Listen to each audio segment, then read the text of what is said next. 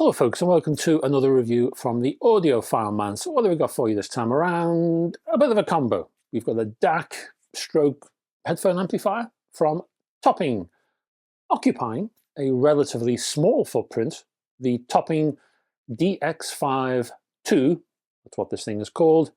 DAC headphone amplifier spans 190mm by 155 by 44mm, including all of its sticky out bits, and it weighs in an easily luggable 945 grams. On the front, on the left, is a 4-pin XLR headphone output socket. Next to that is a 6.35mm headphone output port and a 4.4mm balanced Pentaconn. This unit can handle power-hungry headphones and sensitive IEMs, so don't worry about that. In the center is a 51mm LCD output screen. To its right are 3 small buttons controlling it's a home button, takes you to the top of the tree as it were, a screen menu and inputs button. To the right of that is a volume knob plus a user-defined press-in switch, which is rather useful. The rear offers balanced and single-ended outputs, Bluetooth aerial port, supporting the LDAC codec, a welcome move, USB input, optical and coax, triggers, plus an IEC socket and rocker power switch. A physical remote is included in the box. Now, I mentioned an internally selected menu, and you can browse through, you can riffle through the options on the LCD screen, center front. This includes all kinds of bits and bobs, tweakery bits, including you can alter the screen brightness, you can select either automatic or manual input selection, and a whole lot more. In this menu, there's also a list of internal DAC filters, and we'll be talking about those in a moment. And there is space for the Topping Tune software, and that allows you to play with the 10-band parametric EQ. This allows you granular control over the frequency response. Why is that useful? Well, you can tweak it to match your headphones specs. This EQ software can be played with on a Mac or a PC, and the resultant curve can be transferred to the DAC when you're ready and saved for later use. Inside are 2 ESS ES9039Q2M DAC chips, and that maxes out in PCM terms at 32 bits and 768 kHz, or DSD512. Available in black and silver. I reviewed the third option, the white version, and that's basically your techie bits and pieces. Question is, how does this one sound? Well, let's have a little listen. I connected my DX5 II to my Audiolab 6000 CDT CD transport via the coax port, and I played a selection of Frank Black and the Catholics' High Energy self-titled album on CD. Now, as I mentioned earlier on, the DX5 II arrives with a range of built-in filters, 8 in all. To cut a long story short, I found that the default filter was fine. Not the best, it was okay. I found that any filter with the word fast in it tended to push towards a harder edge around the mids and the trebles, so I avoided those. That left 3 filters with the word slow in them, and they were better balanced, rather more neutral. Even so, I found the so-called linear phase slow roll-off to be better balanced than the minimum phase slow roll-off. Guitars sounded rather pointed in the upper mids with the latter. Even so, I eventually ended up with the wordily titled minimum phase slow roll-off low dispersion.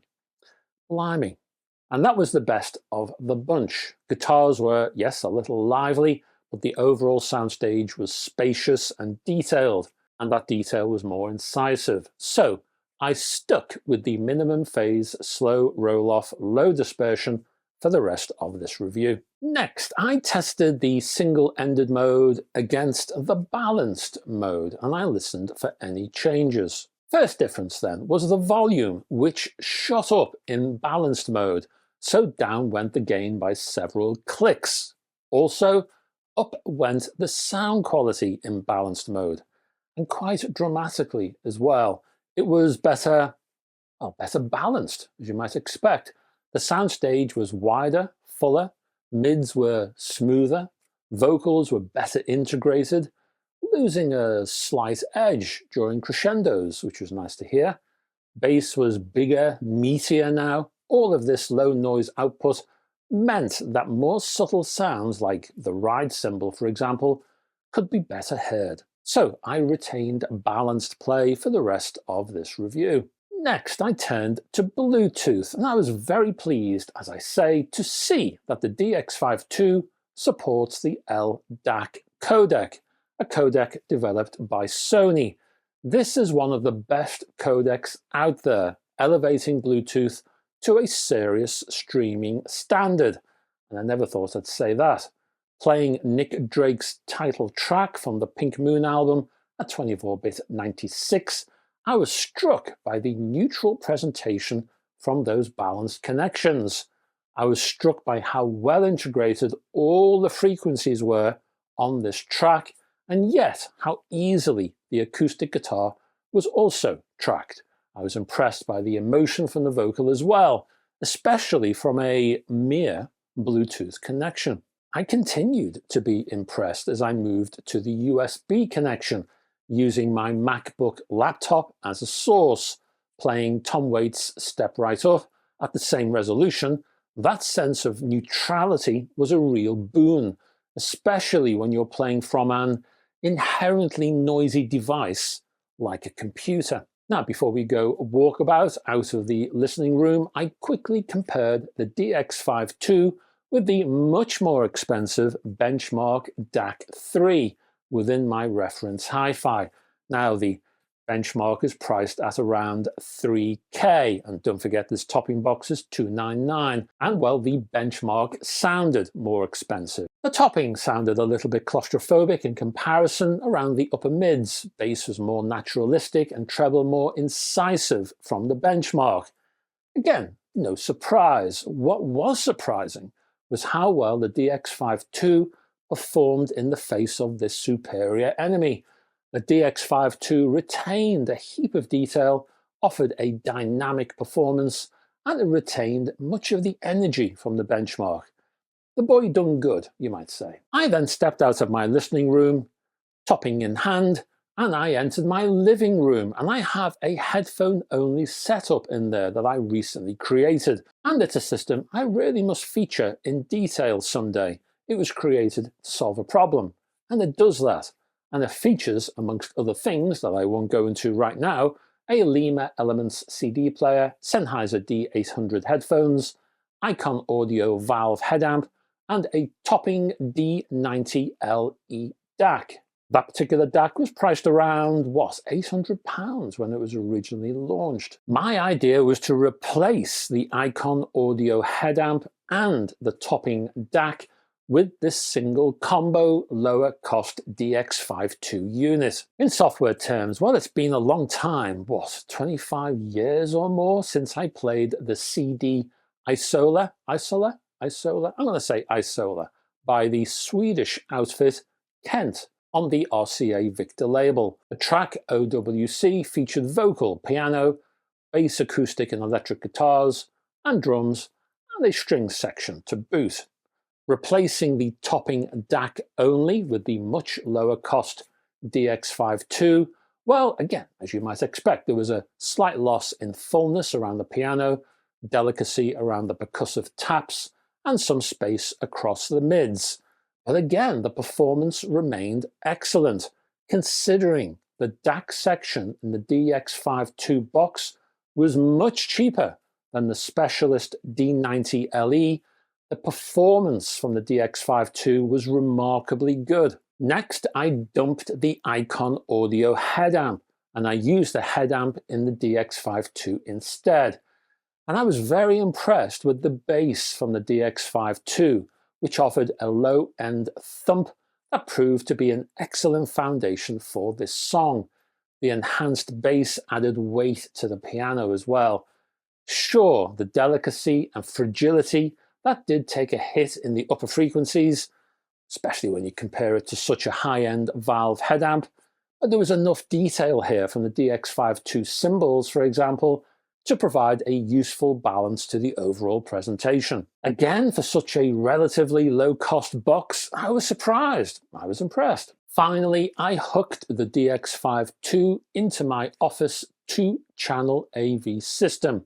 I currently have a Riga Brio R plus a budget Topping E30.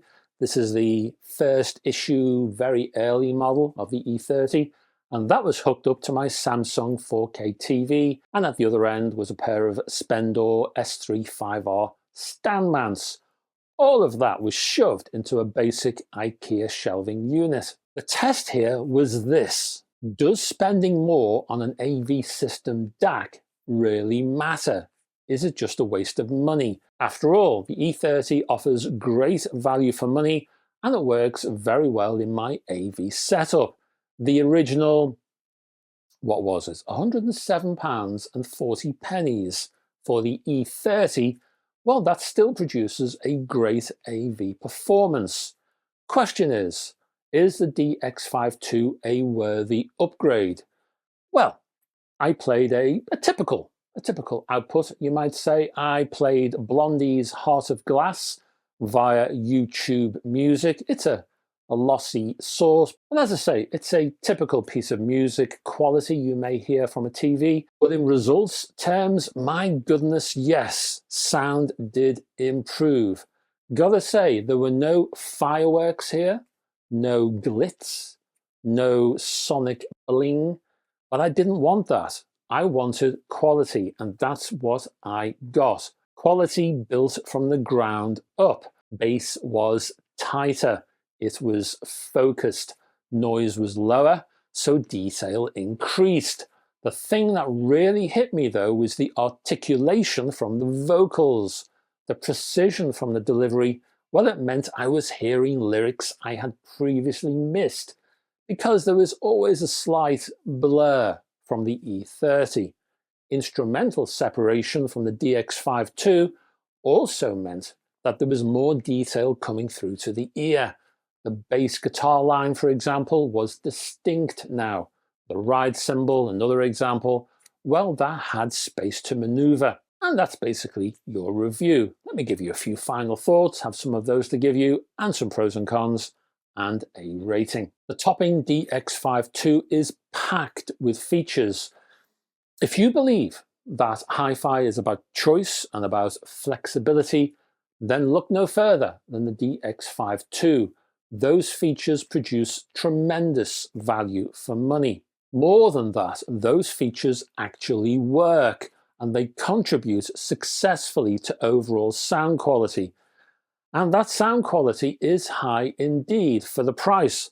In fact, under £500, this combo DAC headphone amplifier is hard to improve upon.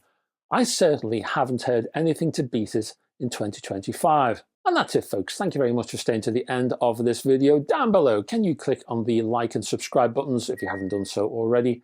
Of course, it just helps the old channel, you know, algorithms and things.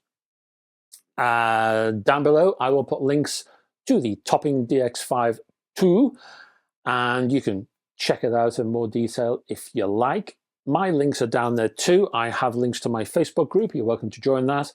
My website, and also my Patreon page, which funds this channel. If you like what you're seeing, if you enjoy these videos, please consider supporting me on Patreon. As I say, it keeps this channel operating.